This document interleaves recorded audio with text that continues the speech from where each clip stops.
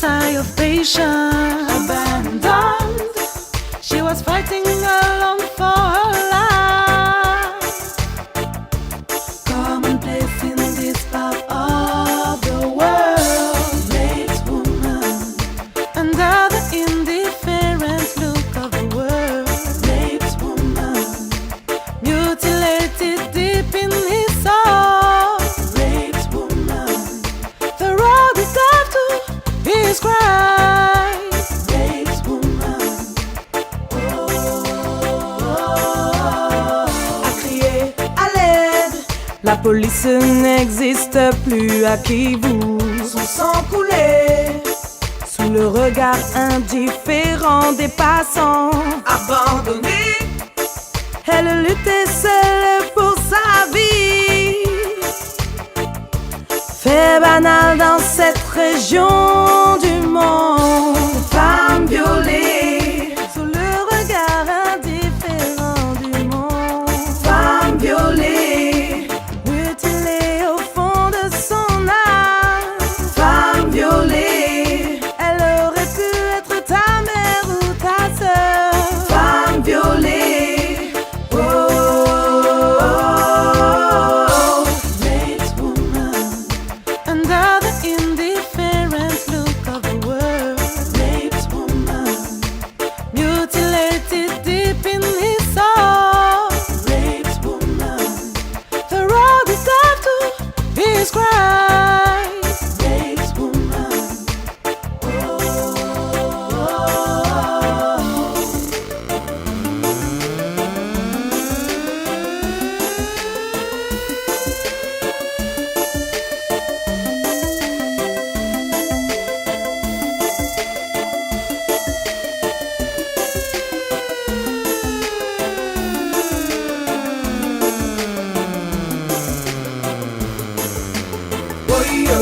Babo ma biso boye, ma beto salito ye bite boye. Babo ma biso boye, biso bana ya Congo boye. Babo ma biso boye, ma beto salito ye bite. Nzambe yoka biso mawa, ona Congo tolelio. Femme violée makes woman. Femme violée makes woman. Femme violée. Ne restez pas indifférents devant ces barbaries. Plus de 6 millions de morts, des milliers, des centaines de milliers de femmes violées et mutilées, des enfants soldats enrôlés de force et condamnés en quelque sorte à mort dans les champs de bataille. À qui vous, au Congo, nous devons défendre les veuves et les orphelins. Voilà pourquoi je m'engage dans cette production musicale pour propager et résister pacifiquement à ces barbaries. Vous pouvez faire quelque chose. Diffusez cette vidéo au maximum de personnes. Diffusez-la et faites connaître la cause de ces oubliés du monde. Parce que pas de pétrole, pas d'argent, pas d'enjeu stratégique et le monde n'en parle pas. Comme au tas de la Shoah, quand les Juifs étaient massacrés, le monde était complice.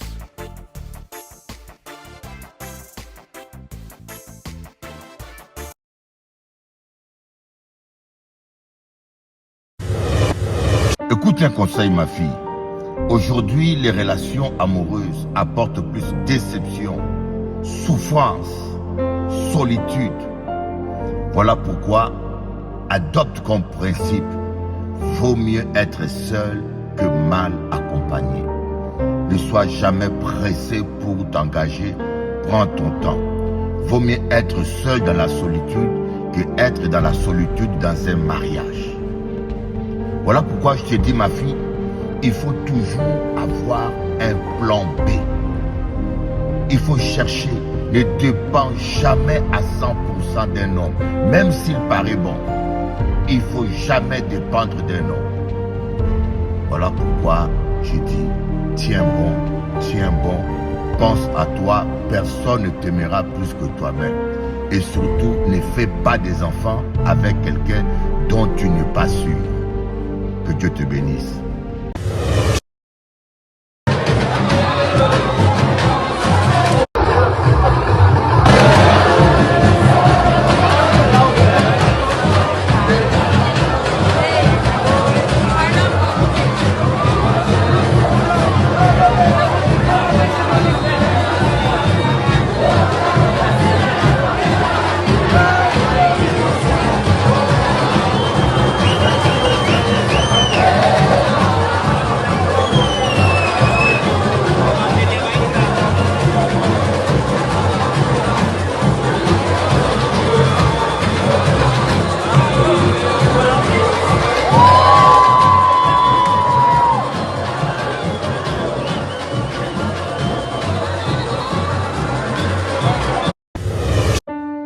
Arrête de pleurer, ma fille. La vie continue. Le meilleur est devant toi. Si cet homme t'a quitté, c'est parce qu'il ne méritait pas une femme de ta valeur. S'il t'a abandonné, c'est parce qu'il devait te libérer pour que tu ailles vers ta destinée. Il y a quelqu'un sur ton chemin pour qui tu seras une reine, pour qui tu seras la plus belle rose que la terre n'ait jamais connue. Il y a quelqu'un sur ton chemin qui te traitera comme une reine. Vaut mieux être une reine dans une case en bois que esclave dans un palais doré. Pour tes enfants, reste sur toi, ma fille. Pour tes enfants, reprends courage, car avec Dieu, le meilleur est devant toi. Message caché sous nos yeux depuis le début. Donc ça... Et les amis, c'est incroyable, un message caché était dans la Bible depuis le début et ça nous prouve que Jésus est réel, regardez. Depuis le début, c'était sous nos yeux et ça nous prouve que la Bible est la vérité, regardez. Adam a eu Seth, Seth a eu Enoch, Enoch a eu Kenan, Kenan a eu Mahalalel, Mahalalel a eu Jéred, Jéred a eu Enoch, Enoch a eu Métusélah, Métusélah a eu Lémec a eu Noé. Et quand on regarde la signification de chacun de ces prénoms dans l'ordre, voici ce que ça donne. Adam veut dire homme, Seth veut dire destinée, Enoch veut dire mortel, Kenan veut dire pénalité, Mahalalel veut dire le saint de Dieu, Jéred veut dire descendra, Enoch veut dire enseigner, Métusélah veut dire sa mort donnera, Lémec veut dire sans espoir et Noé veut dire repos. Peut-être que là vous comprenez pas, mais si on assemble tous ces mots à la suite, regardez ce que ça donne comme phrase. Et regardez ce que ça forme. À l'homme, donc nous, est destinée la mortelle pénalité, mais le saint Dieu, donc Jésus, descendra, enseignant que sa mort donnera aux personnes sans espoir du repos. Et c'est exactement l'œuvre du sacrifice à la croix de Jésus-Christ. Donc ça prouve que la Bible est réelle et qu'il y avait un message caché sous nos yeux depuis le début. Donc ça prouve que la Bible est la vérité, que Jésus est réel, que Jésus existe. Et vous savez très bien que Dieu ne laisse jamais les choses au hasard. Et ce message était sous nos yeux depuis le début. Et c'est un message caché de la Bible. Oh Dieu, il est trop fort. Jésus-Christ est incroyable. Jésus-Christ est le chemin, la vérité, la vie. Soyez abondamment bénis. Le Seigneur vous aime. Amen. Et les amis, ça... Jacques chapitre, dans Jacques chapitre 2, on dit, si quelqu'un ne sait pas tenir sa langue en bride, la religion de cet homme est vaine. Cela veut dire que la religion de cet homme est inefficace. C'est un passage qui est très important. Si quelqu'un ne sait pas tenir sa langue en bride, la religion de cet homme est vaine. Autrement dit, inefficace. Alors, ça veut dire quoi ça? Si quelqu'un, nous cache ce verset-là, si quelqu'un ne sait pas tenir sa langue en bride, voilà, dans Jacques chapitre 1, verset 26. Si quelqu'un croit être religieux sans tenir sa langue en bride, en trompant son propre cœur, la religion de cet homme est vaine. Oh, ça a résumé tout. Si quelqu'un croit être religieux, spirituel, sans tenir sa langue en bride, mais en trompant son propre cœur, la religion de cet homme est vaine. En cas extrapoler un peu, en cas extrapoler sans polémiquer. Autrement dit, la religion de cet homme est inefficace. Ses prières sont sans résultat, nulles, vaines, nulles. Ses actions sont nulles. Est-ce que vous comprenez l'importance de votre bouche? Comme nous l'avions vu dans Proverbe. Dans Proverbe, où la parole de Dieu dit « La mort et la vie sont au pouvoir de la langue. Quiconque l'aime en mangera le fruit. » La mort et la vie sont au pouvoir de la langue. Est-ce que vous comprenez l'importance de la langue? Et c'est pour cela que Dieu nous a créés avec des dents. Il n'a pas mis les dents dans l'estomac, il n'a pas caché les dents dans l'estomac, mais il a mis les dents pour qu'elles servent aussi de clôture pour la langue, pour que votre langue ne puisse pas tomber, aller trop loin. Il a mis une clôture, ça veut dire que, et puis une clôture blanche, pour que même dans les ténèbres, tu puisses voir tes dents qui te disent, il y a une clôture pour ta langue. Et c'est ce que malheureusement, nous n'avons pas compris. Parce que les paroles qui sortent de ta bouche, elles sont des sémences. Les paroles qui sortent de ta bouche sont des sémences. Voyez, dans l'Ancien Testament, David disait à Dieu, mes destinées sont entre tes mains. Dans l'Ancien Testament, David disait à Dieu, mes destinées sont entre tes mains. Mais dans le Nouveau Testament, le Saint-Esprit nous dit, ta destinée est dans ta bouche. Jésus a tout accompli à la croix et il a mis la victoire dans ta bouche. Il n'a plus rien à faire, il a tout accompli. Voyez, on a vu cela, que Dieu est un créateur. On a vu cela la semaine passée, Dieu crée les choses. Et Dieu a commencé à créer avec sa bouche, en parlant.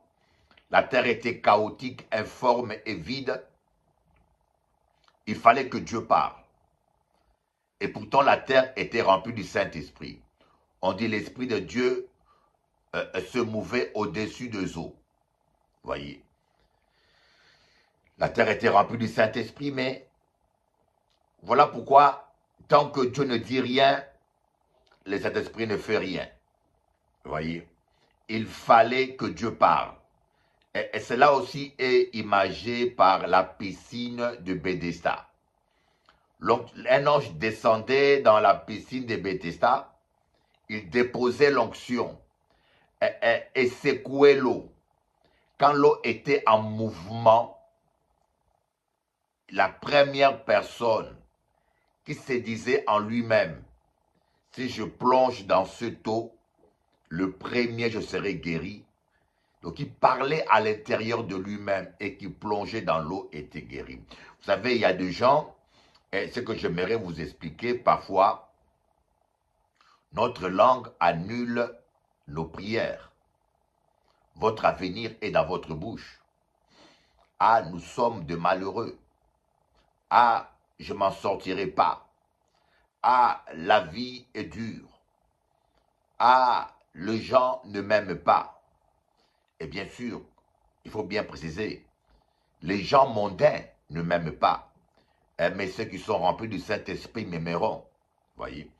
Mais quand on dit vaguement les gens, sans préciser, même ceux qui t'aimaient vont plus t'aimer. Ah, le Seigneur m'a abandonné. Et pourtant, tu as des anges autour de toi. Et quand tu confesses, le Seigneur m'a abandonné, Tu es simplement en train de chasser les anges qui t'accompagnent. Parce que le Seigneur, lui, il dit, jamais il ne t'abandonnera et jamais il ne te délaissera. Alors, en un mot, j'aimerais vous dire, faisons attention à ce que nous confessons. Je répète, Jacques chapitre 1, verset 26, si quelqu'un croit être religieux, sans tenir sa langue en bride, mais en trompant son propre cœur, la religion de cet homme-là est vaine. Combien de fois nous parlons en langue, nous prions en langue, nous dansons en langue, nous chantons en langue, mais nous parlons mal de nos bien-aimés. Nous avons une langue qui parle mal des autres. Changez de langage. Changez de langage. Alors, j'aimerais vous montrer quelques exemples de personnes qui ont impacté leur vie, leur destinée, leur avenir avec leur langue. Parce que nous basons sur la parole de Dieu. Comme j'ai toujours dit, la parole de Dieu, c'est le rail du train de l'esprit. C'est comme Bob Marley chantait Zion Train coming in our way. Le tronc des Zion, des Sion, vient sur notre chemin. Voyez. Mais moi, je vous dirais, le vrai Zion Train, c'est l'esprit. Et l'esprit, il marche sur la parole. Zion Train walking over the word of God. El metro de la vida camina en el camino de la palabra de Dios. Voyez, des fois, je parle comme ça parce que j'utilise des images pour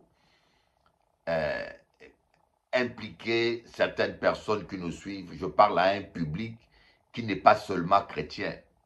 Je parle aussi à certains païens qui sont là. Et vous savez, c'est une émission qui est pour la télé. Il y a des rastas qui me suivent, il y a des païens, il y a des musulmans.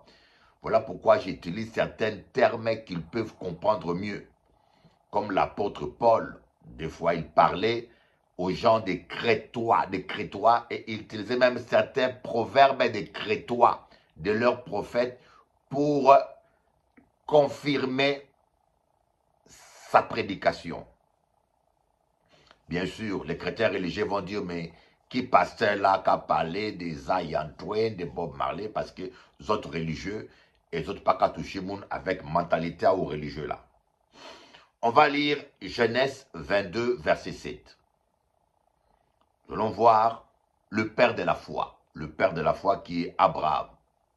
Nous allons commencer par Abraham. Comment Abraham a impacté son avenir. Lorsque Dieu a dit à Abraham, Dieu a mis Abraham à l'épreuve. Il a demandé à Abraham de lui donner son fils unique. Vous voyez, des fois, Dieu nous met à l'épreuve. C'est la Bible, bien sûr. Cela ne nous convient pas toujours. Nous n'aimons pas les épreuves. Mais la Bible nous montre que des fois, Dieu nous met à l'épreuve. Dieu a mis Abraham à l'épreuve. Il a dit à Abraham, donne-moi ton fils. Donne-moi ton chèque. Donne-moi ta dîme. Vous voyez pourquoi Dieu nous met à l'épreuve? Et parce que Dieu veut que nous puissions l'aimer plus que tous. Vous devez rien aimer plus que Dieu. Vous devez aimer Dieu plus que vous aimez votre femme, plus que vous aimez votre mari, plus que vous aimez votre enfant.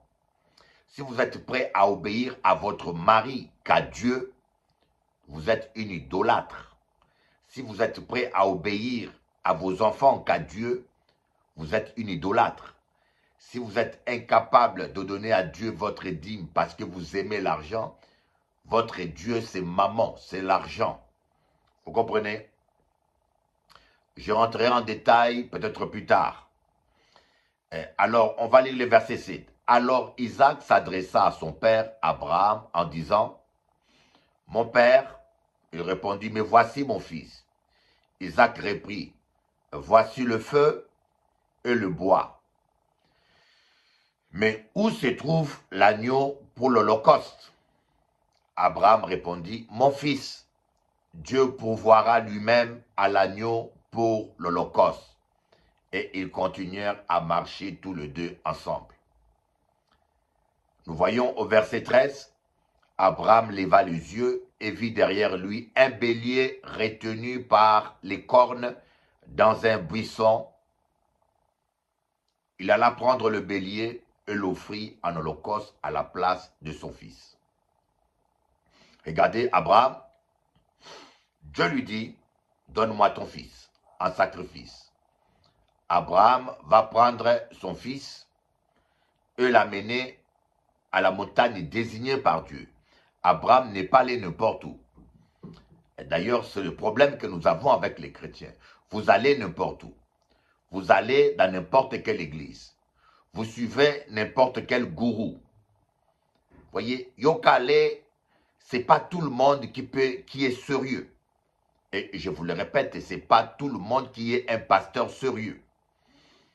Vous devez être fidèle à votre assemblée. Mais qu'est-ce qu'on constate? Les chrétiens sont devenus des vagabonds spirituels.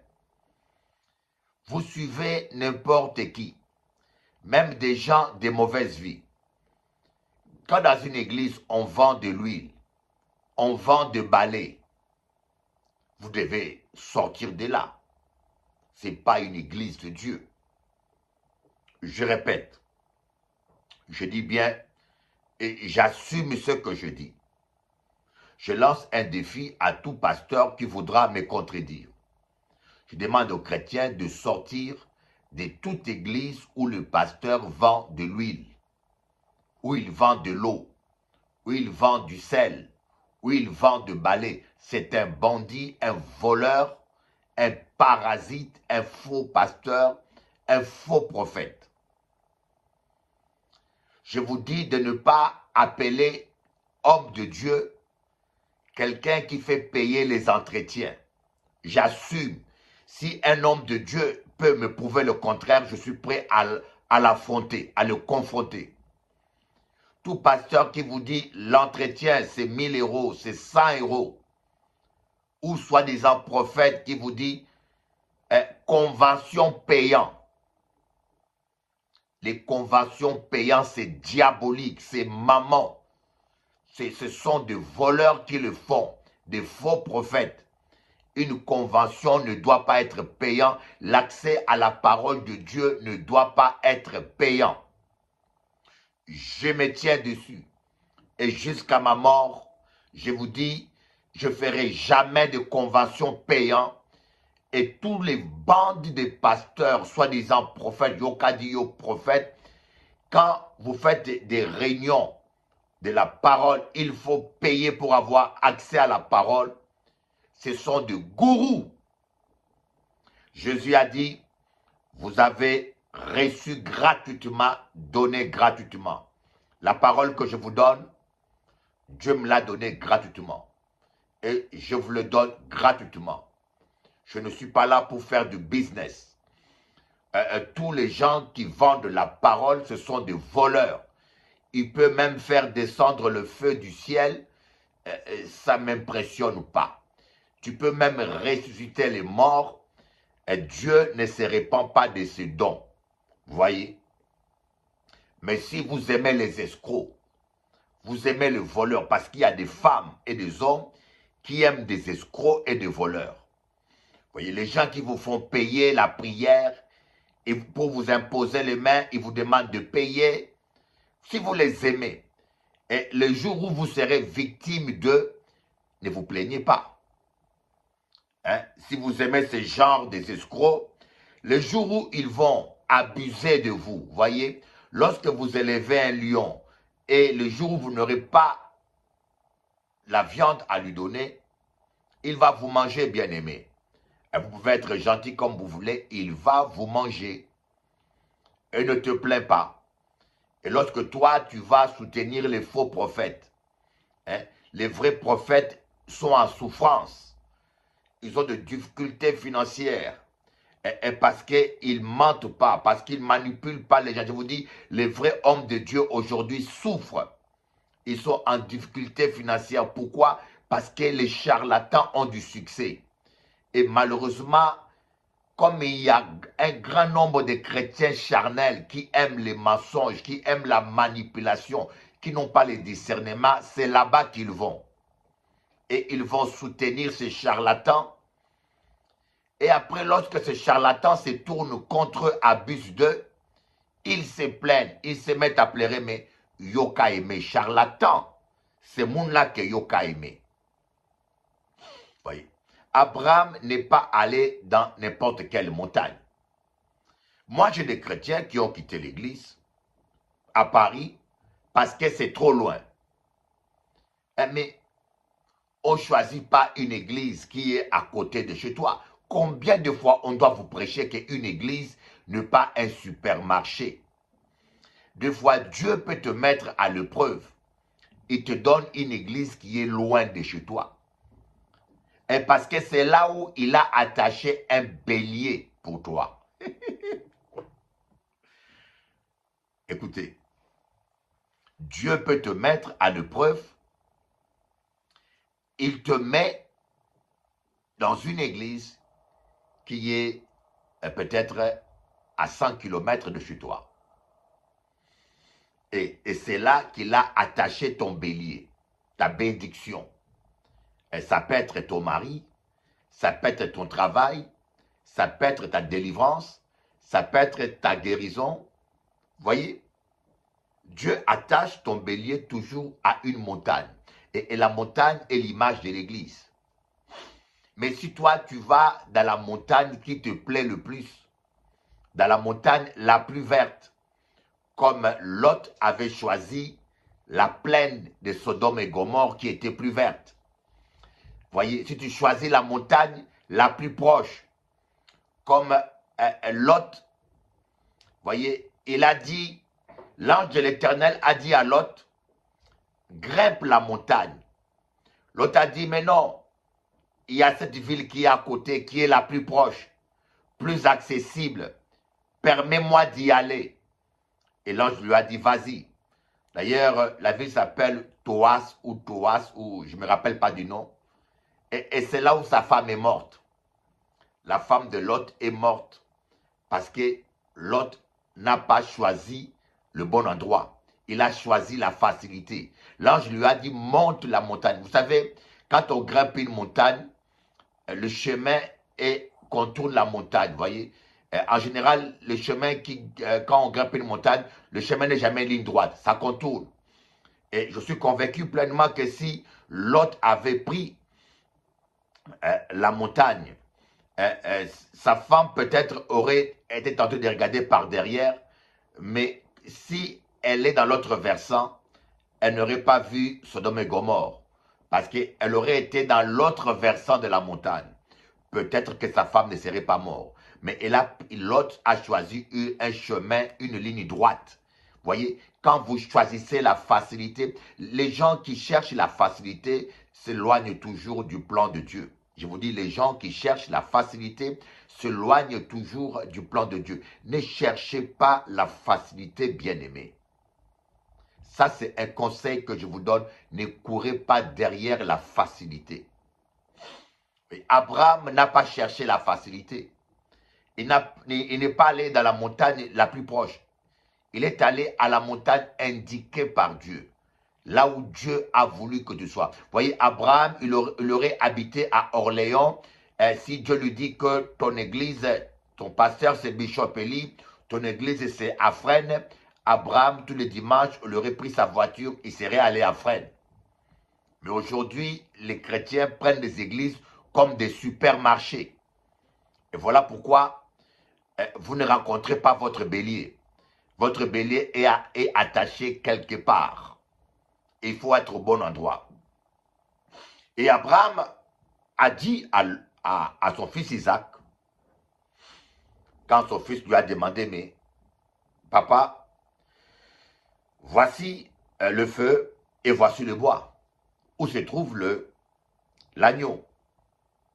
Voyez, Abraham aurait pu dire, voyez, son fils demande où se trouve l'agneau. Mais Dieu n'a pas donné un agneau. Dieu a donné un bélier. Un mystère. Je ne sais pas si vous avez compris cela. Et lui, le fils d'Abraham, il a demandé où se trouvait l'agneau pour l'Holocauste. Donc, il fallait que cela soit un agneau. Voyez, c'était prophétique.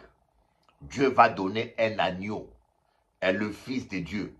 Mais là, Dieu n'a pas donné un agneau, Dieu a donné un bélier. Parce que ce n'était pas le temps que l'agneau de Dieu devait venir.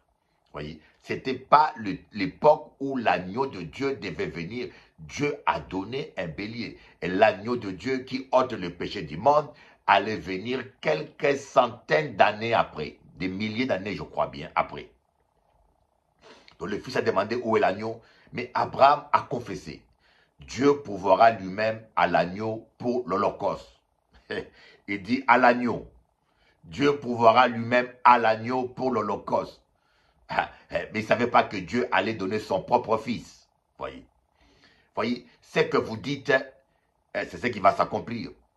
Abraham n'a pas dit, je ne sais pas. Abraham n'a pas dit, mais c'est vrai. Abraham ne s'est pas posé des questions. Il a fait confiance à Dieu. Il savait que Dieu allait pouvoir et ils continuèrent à marcher. Nous avons beaucoup de gens qui ne marchent plus spirituellement, qui n'avancent plus spirituellement, parce qu'ils sont en train de se poser des questions, mais où on trouvera l'argent pour tel projet, mais où on trouvera l'argent pour ceci, où on trouvera l'argent. Vous voyez, le problème c'est que la comptabilité ne marche pas toujours avec la foi. La foi n'obéit pas aux règles comptables, aux règles logiques. La foi est une folie. Voyez, quand vous marchez par la foi, les gens vont vous dire que vous êtes malade. Vous avez un problème. Voyez, Abraham n'a pas vu l'agneau, mais il a dit Dieu pourvoira lui-même à l'agneau. Voyez, et quand Abraham a continué à marcher, voyez, il ne s'est pas arrêté pour dire Seigneur, j'attends l'agneau. Il ne s'est pas arrêté pour dire Seigneur, parlez-moi. Il ne s'est pas arrêté pour dire Seigneur, viens m'apparaître comme toutes ces panoplies de gens qui attendent toujours de voir et qui voient toujours de Jésus, mais qui ne sont pas capables de marcher dans l'amour, qui ne marchent pas dans l'amour, qui marchent dans la méchanceté, dans la trahison. Ils sont toujours en train de marcher, de jeûner, de prier, de crever de faim pour rien, mais ils ne marchent pas dans l'amour. Abraham a continué à marcher dans l'amour. Abraham a continué à marcher avec son fils. Mais la Bible dit que lorsqu'Abraham a ligoté son fils, il a mis sur l'autel, et quand il a soulevé le couteau qui est l'image de la parole, soulever le couteau, donc soulever le couteau c'est un geste qui se fait du bas en haut. Quand je soulève, c'est du bas en haut. Et nous savons dans Ésaïe 55 qu'on dit « La parole de Dieu ne retourne pas à Dieu sans avoir accompli sa volonté. » Mais comment est-ce que la parole de Dieu retourne à Dieu? C'est quand nous soulevons le couteau, quand nous confessons la parole, quand nous déclarons la parole de Dieu. Et quand vous déclarez la parole de Dieu, le ciel s'ouvre. Quand Abraham a soulevé le couteau, le ciel s'est ouvert. Et Dieu a dit à Abraham, là, je vois vraiment que tu m'aimes réellement. Tu ne m'as même pas refusé ton fils. Là, je vois que tu m'aimes réellement. Tu ne m'as pas refusé ta dîme. Là, je vois que tu m'aimes réellement. Tu ne m'as pas refusé ton mari ni ta femme. Là, je vois que tu m'aimes réellement. Tu ne m'as pas refusé ton succès. Moi, là, mon fils, tu m'aimes réellement. Tu ne m'as pas refusé ton ministère. Ah, mon fils, là, je vois que tu m'aimes réellement. Tu ne m'as pas refusé ton église. Tu ne m'as pas refusé ta fierté. Tu ne m'as pas refusé. Là, je vois. Le ciel s'est ouvert. Et quand le ciel s'ouvre, les yeux d'Abraham aussi se sont ouverts. Oui. Quand le ciel s'ouvre, vos yeux s'ouvrent aussi. Et Abraham a vu ce bélier qui était à la montagne depuis longtemps, mais qu'il ne voyait pas. Vous voyez une chose, Abraham a dit Dieu pourvoira à l'agneau, mais Dieu a donné un bélier. Vous connaissez la différence qu'il y a entre un bélier et un agneau. Un bélier est têtu. Un bélier est têtu, il est rebelle. Voilà. Mais la parole de Dieu dit, Abraham a dit Dieu pourvoira à l'agneau. Mais est-ce que Dieu a-t-il répondu vraiment à la parole? Dieu a accompli la parole d'Abraham, oui. Parce que ceci était prophétique. Abraham disait Dieu pourvoira à l'agneau. Cela était prophétique et cela était l'image de Jésus. Jésus, l'agneau de Dieu. Dieu a pourvu, Dieu a sauvé son fils Isaac. Toi, tu es un Isaac. Dieu a sauvé son fils Isaac, toi. Donc ici, il s'agit de deux sacrifices. Isaac, il y avait Isaac qui représentait le fils d'Abraham, mais il y avait aussi Isaac qui te représentait toi. Pour les Isaac que nous sommes, descendants d'Abraham, par la foi, Dieu a pourvu, comme a dit Abraham, à l'agneau, qui est l'agneau de Dieu qui ôte le péché du monde. Ceci était prophétique. Ceci annonçait la venue du Fils de Dieu qui allait venir à la croix pour nous. Maintenant, pour Isaac, cet homme, cet enfant charnel qui était présent sur terre, Dieu n'a pas donné un agneau, Dieu a donné un bélier à la place. Un bélier qui représentait exactement Isaac. Parce qu'il fallait que la substitution corresponde au sacrifice. Parce que Dieu est un Dieu juste. Il fallait que le substitut soit l'équivalent de l'original. Donc pourquoi Dieu n'a pas mis agneau, mais il a mis un bélier?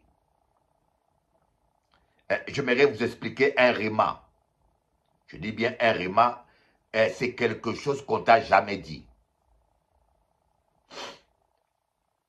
Je sais qu'il y a des prophètes de Dieu qui me suivent là. Il y a des docteurs, il y a des pasteurs. Mais j'aimerais vous expliquer quelque chose que vous n'avez jamais entendu. Je vous lance un défi.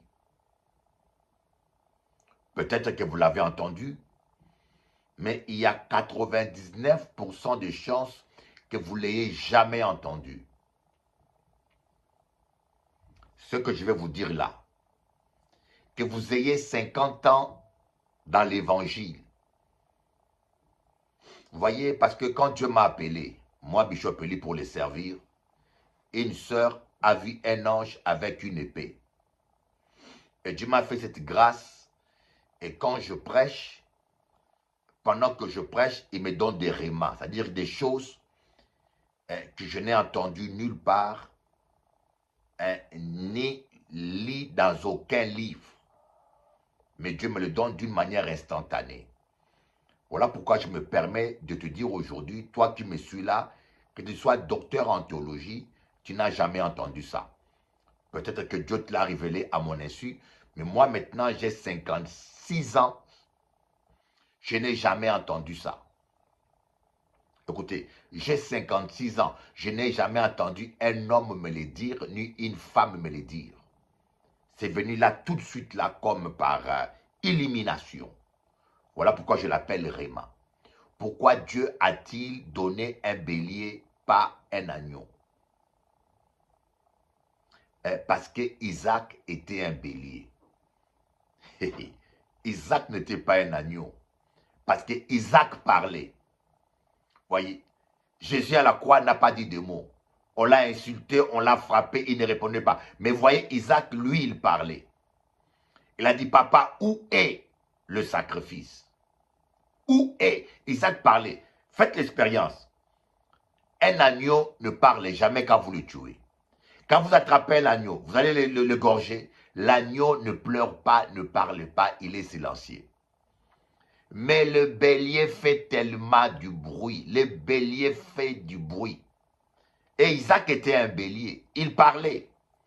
Comme le substitut devait correspondre au sacrifice à l'original, Dieu a mis un bélier parce que Isaac s'est comporté comme un bélier. Mais le véritable agneau, Dieu l'a réservé pour toi et moi.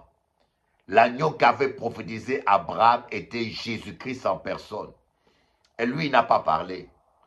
Tu es le roi des Juifs, tu le dis. C'est toi le Messie, je le suis.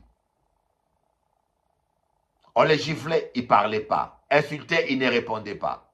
Voilà un vrai agneau que Dieu a pourvu. Comme Dieu est juste, Dieu aurait pu mettre un agneau, mais Isaac a parlé. Voyez, votre attitude a des conséquences. Votre comportement a des conséquences. Ne pensez pas que vous êtes, parce que vous êtes chrétien, vous pouvez vous permettre d'agir n'importe comment et de faire n'importe quoi. Voyez, Abraham a confessé, Dieu pourvoira lui-même à l'agneau. Dieu pourvoira lui-même. Et l'allégorie que nous étudions nous amène à comprendre que si vous voulez vivre la gloire de Dieu, vous devez crucifier ce côté rebelle qu'est notre chair. Dieu, lui, il a donné l'agneau pour nous. Mais il nous demande à nous de lui donner le bélier que nous sommes. Dieu, lui, il a donné l'agneau pour nous sauver. Mais il nous demande à nous de donner le côté rebelle. La chair est très rebelle à Dieu. La chair est opposée à l'esprit. La chair a des tendances contraires à l'esprit. Voilà pourquoi le Seigneur veut que nous puissions crucifier la chair et ses œuvres pour vivre sa gloire. Voyez, et lorsque le bélier est mort, Isaac est retourné. Isaac, c'est l'image un peu de la croix.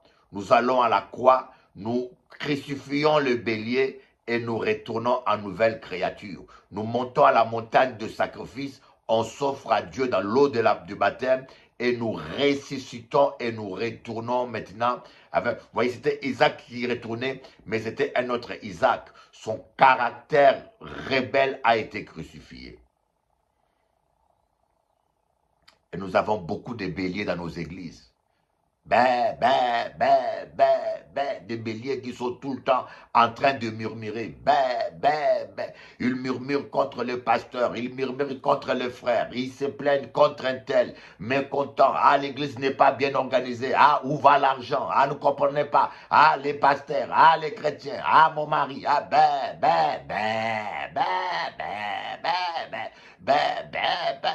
Oh, vous devez être un agneau, vous parlez trop. Vous murmurez trop. Voyez Abraham n'a pas beaucoup parlé. Il a confessé la parole, il a fait une déclaration. Dieu lui-même pourvoira à l'agneau. Aimez-vous, c'est des béliers. Tête à ou têtu. À pas comprendre. Ah la vie, ah Seigneur, Même vos prières sont de bêlements. Oh my God.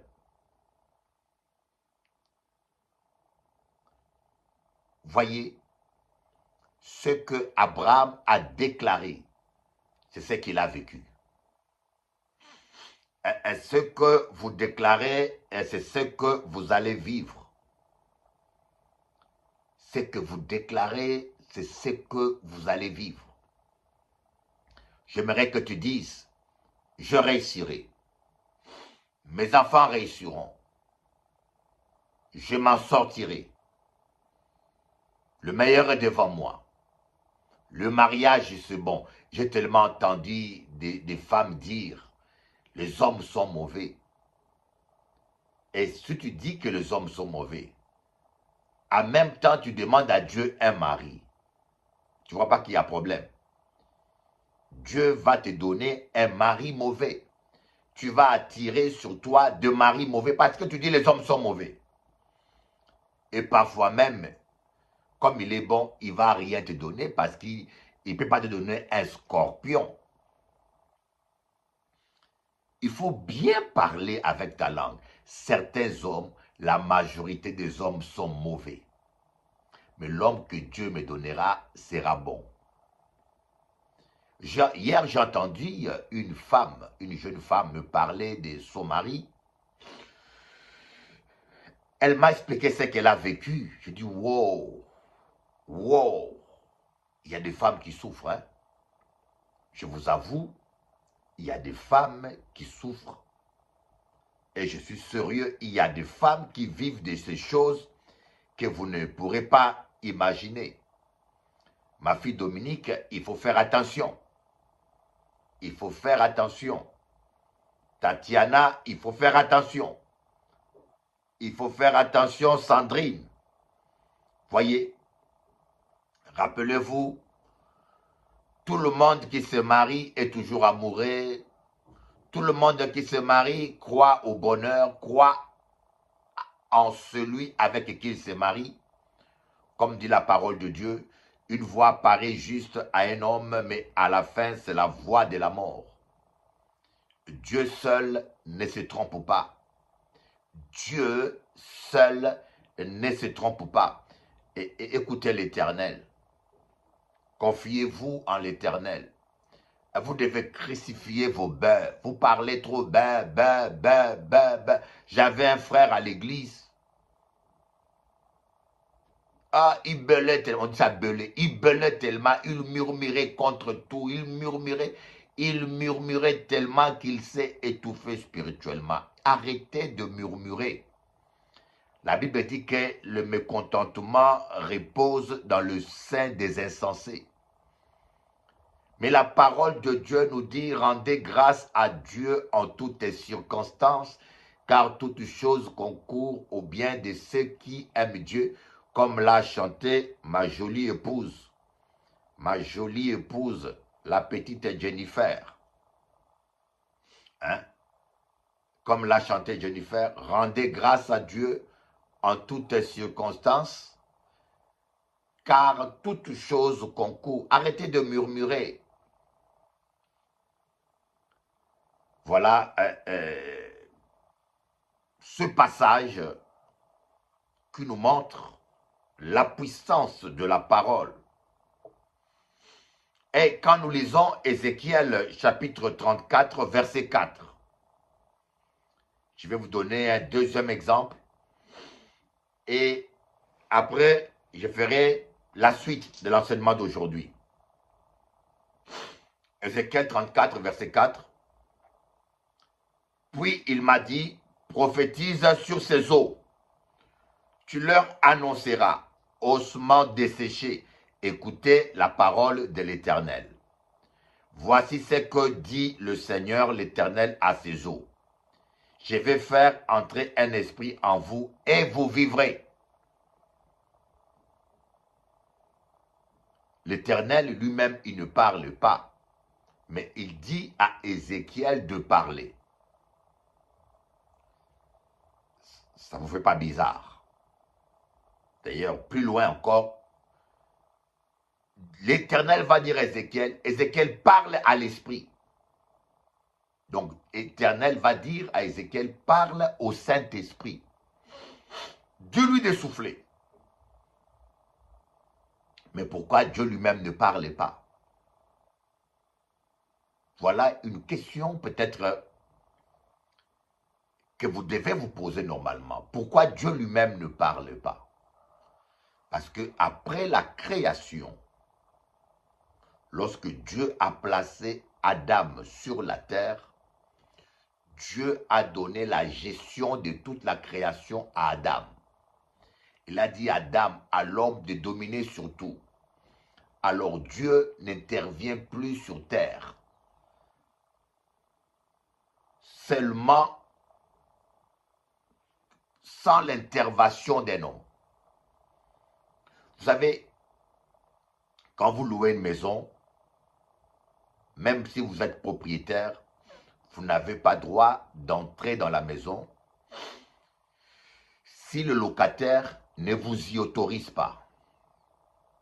Parce qu'il paye le prix et la maison est sous sa gestion. Que vous soyez propriétaire ou pas, vous n'avez pas droit d'entrer dans cette maison sans l'autorisation du locataire. Voilà, c'est la loi. Et un homme qui respecte la loi respecte cela, sinon il y a des sanctions. Et Dieu, c'est la même chose. Dieu est juste, il ne peut pas se contredire. Il a confié la terre à l'homme. Et il ne peut pas intervenir sur terre sans que l'homme parle.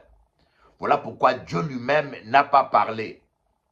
Dieu a dit à Ézéchiel, parle à l'esprit. Oh my God. J'aimerais trouver ce verset, si possible. Parle à l'esprit. Parle à l'esprit.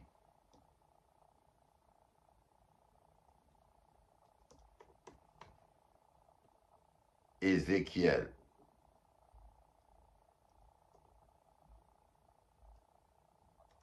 Ézéchiel, parle à l'esprit.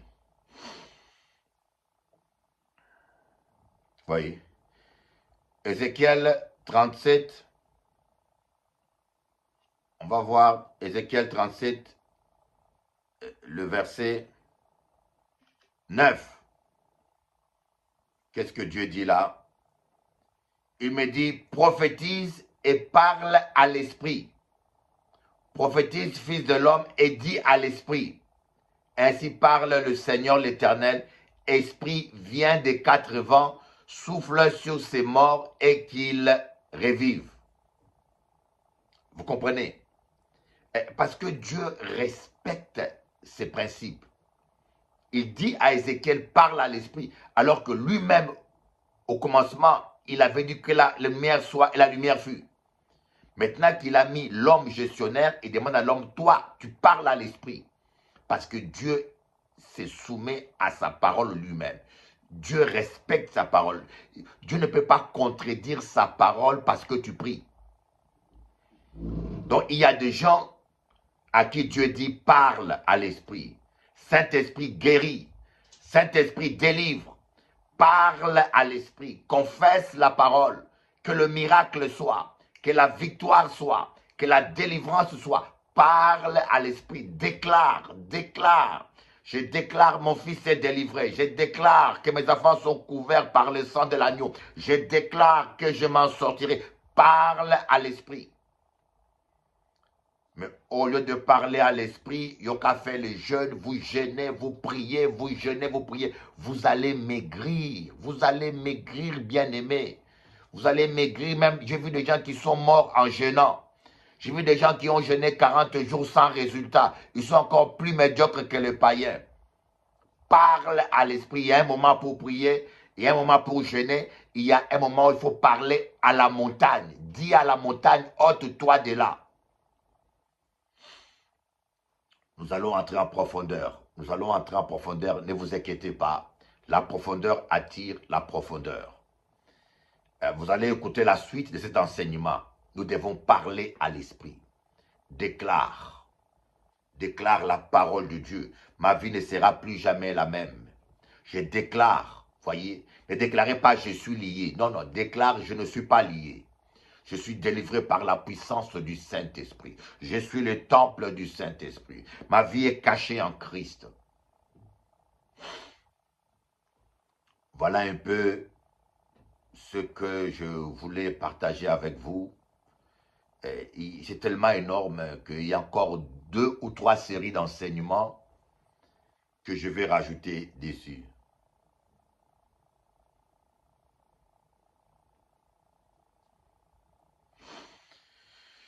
Alléluia, oui, oui. Merci Seigneur. Je déclare que le Congo sera délivré. Je déclare que le Congo sera délivré. Il deviendra un pays de paix. Je déclare la paix au Congo au nom de Jésus. Je confesse la victoire, la libération, la fin du massacre au Congo au nom de Jésus. Je déclare l'arrêt de la guerre en Ukraine au nom de Jésus. Que Dieu soit béni. Je déclare la bénédiction pour ma fille Dominique au nom de Jésus. Que la gloire de ton ministère soit plus grande que la gloire de ton premier ministère.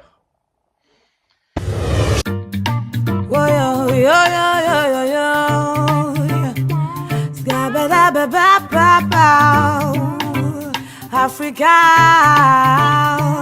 Congolais, lève-toi, bats-toi, pour tes droits, bats-toi. Africain, lève-toi, bats-toi, pour tes droits, bats-toi. Congolais, lève-toi, bats-toi, pour tes droits, bats-toi. Africain, lève-toi, bats-toi, pour tes droits, bats-toi. Ne compte pas sur la charité de ces nations hypocrites.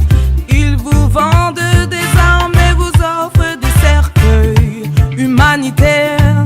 Si tu ne prends pas soin de tes enfants, personne ne le fera pour toi. Réclame tes droits à César, oh Africa. Congolais, lève-toi, bats-toi, pour tes droits, bats-toi. Africain, lève-toi, bats-toi, pour tes droits, bats-toi. Congolais, lève-toi, bats-toi, pour tes droits, bats-toi. Africain, lève-toi, bats-toi, pour tes droits, bats-toi. Rely on the charity of the hypocritical nation who sell you weapons and offer your coffins. Yeah, why? If you don't take care of your children, nobody will do it for you. Claim for your rights, Africa. Fight for your rights, Africa. Lève-toi. You've got to fight. You've got to fight for your lands. You've got to fight for your rights. You've got to fight for your freedom. Tu dois te battre, Africa. Tu dois te battre pour tes terres. Tu dois te battre pour tes droits. Congolais, lève-toi. Fight for your rights. Fight for your freedom. Yeah, fight for your rights. Yeah, yeah, yeah, yeah, yeah. Lève-toi, bats-toi. You have to fight for your rights. Vous savez, on en a assez. Partez, rentrez chez vous. La manifestation de aujourd'hui là. Merci. Les médias n'en parlent pas. Voilà. Personne n'en parle. Voilà. On nous tue et personne n'en parle. Voilà. On nous tue, voilà. Personne n'en parle. Voilà. On montre la guerre en Ukraine. Ouais. Pourquoi vous ne montrez pas la guerre au Congo?